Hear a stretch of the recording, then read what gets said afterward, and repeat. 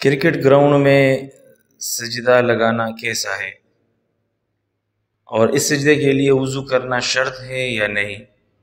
ہاں بھائی، یہ کسی نے سوال پوچھا ہے کہ اکثر کھلاڑی وہ جب سینچری لگاتے ہیں تو سینچری لگانے کے بعد وہ گراؤنڈ میں سجدہ لگاتے ہیں، تو کیا یہ سجدہ کرنا ٹھیک ہے یا نہیں؟ اس سجدے کے لیے وضو کرنا ضروری ہے یا نہیں؟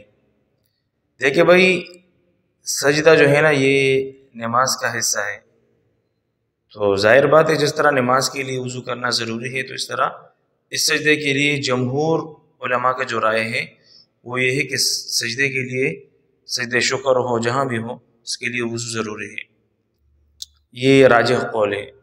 تو جو بھی کھلاڑی سجدہ لگانا چاہے تو اس کو چاہیے کہ وہ پہلے سے وضو میں آ جائے اور باوضو ہو کر وہ گراؤنڈ میں سینچری لگائے اور پھر وہ سجدہ لگائے، بے شک۔